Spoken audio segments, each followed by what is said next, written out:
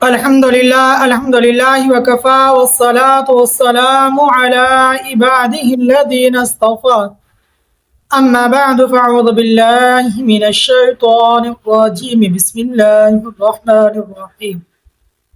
تو محترم ناظرین اکرام، آج کی ویڈیو بنانے کا مقصد یہ ہے کہ ہم اب جب بھی کوئی اپنا جوتا پہنے تو اس کو ضرور جھاڑ لیا کریں۔ کوئی کپڑا اٹھانے لگیں، کپڑے پہننے لگیں، یا کوئی بھی جسم پر کوئی چادر لینے لگیں، یا اسی طرح بستر وغیرہ کو بھی ضرور جھاڑ لیا کریں۔ یعنی جو بھی چیز اپنے اوپر اوڑھنی ہے تو اس کو ضرور جھاڑ لیا کریں۔ ہو سکتا ہے کہ اس جوتے میں، ان موضوع میں اور اس چادر میں، اس کپڑے میں کوئی موذی جانور ہو، کوئی بچھو ہو، کوئی سانپ ہو، کوئی زہریلی چیز ہو جو آپ کو تکلیف پہنچا دے، تو بہتر ہے کہ کپڑے کو جھاڑ لیا جائے، جوتوں کو جھاڑ لیا جائے۔ تو اسی طرح جو چادر لینی ہے اس کو جھاڑ لیا جائے۔ اب دیکھیے، بہت ہی پیارا واقعہ آقا مدنی کریم علی نبینا علیہ الصلوۃ والسلام کے ساتھ پیش آیا، اور آقا مدنی کریم علی نبینا علیہ الصلوۃ والسلام نے فرمایا کہ اپنے جوتوں کو، موزوں کو ضرور جھاڑ لیا کرو۔ وہ واقعہ کیا پیش آیا؟ حدیث شریف کا مفہوم ہے۔ آقا مدنی کریم علی نبینا علیہ الصلوۃ والسلام نے ایک بار جنگل میں ایک موزہ پہنا تو دوسرا موزہ پہننے کا ارادہ کیا، تو ایک کوہ آیا،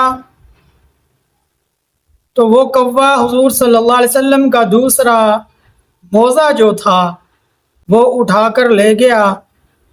وہ اتنا بلندی پر اڑا کہ کافی بلندی پر جا کر اس نے اس موزے کو چھوڑ دیا۔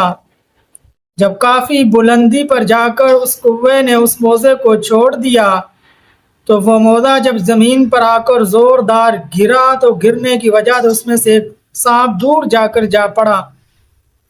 سانپ جب دور جا کر جا پڑا تو حضور صلی اللہ علیہ وسلم کی نظر جب اس کی طرف پڑی تو آقا مدنی کریم علی نبینا علیہ الصلوۃ والسلام نے اللہ تبارک و تعالیٰ کا شکر ادا کیا، اور آپ نے فرمایا کہ اپنے موزوں کو پہننے سے پہلے اس کو ضرور جھاڑ لیا کریں۔